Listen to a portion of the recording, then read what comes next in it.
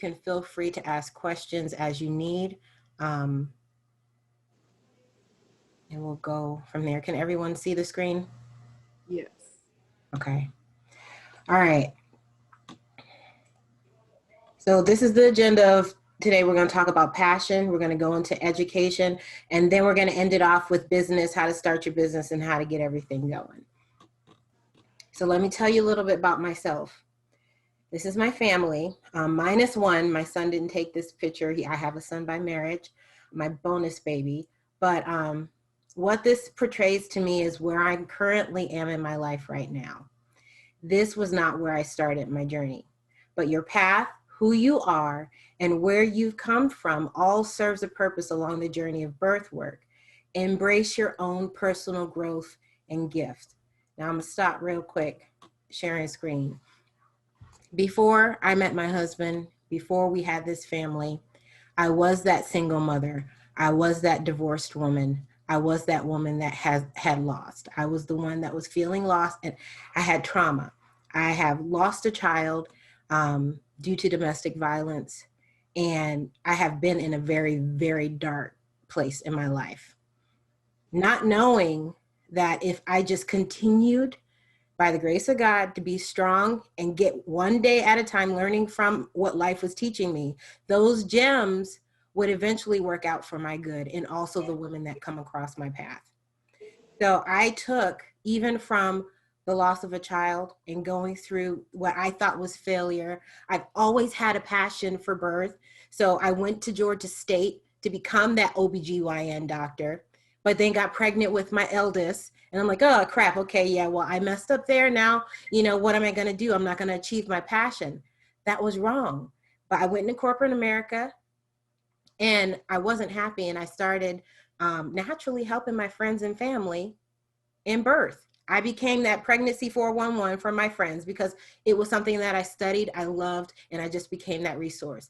And one day I was at a Lamaze class with my best friend, and the teacher was not only Lamaze certified, but she was also a doula.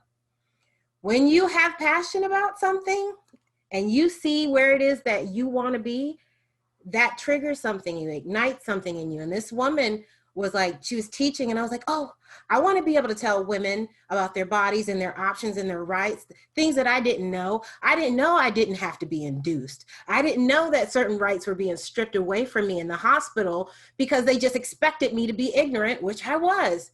And I hate putting myself in that vulnerable spot, not knowing that I was vulnerable and I got taken advantage of. You know, but because I was getting this education, I was like, I have to be that person to teach. I have to be the person to turn the light on and to help inform people. But then I found out that she was a doula, and I was like, well, what the crap is a doula? I've never heard that before.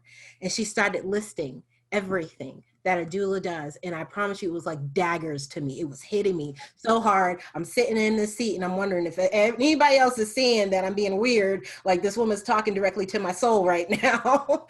And my friend looks at me and she's like, if you don't go get freaking certified and do this for a living, this is you. I was like, okay, so that was the beginning of my journey. And 6 years later, 10 years, that was 11 years ago. I've had my business for 6 years, but I've been an active doula for 10.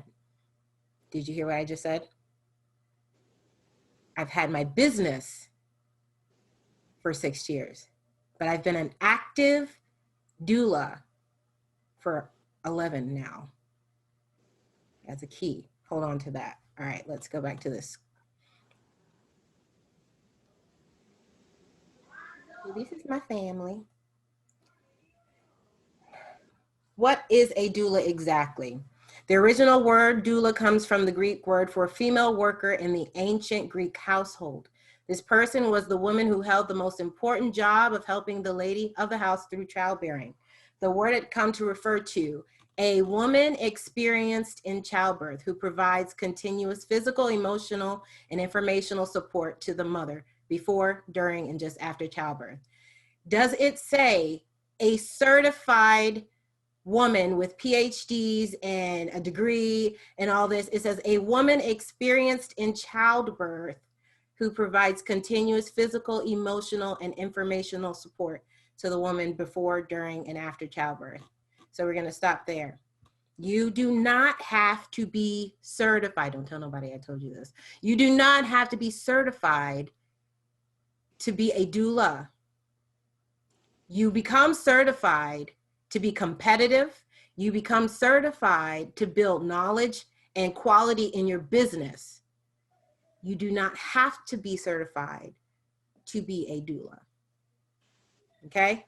It's a little encouraging. Start your business, serve women, read the books, get the knowledge. You are only as good as the knowledge and education you have within you.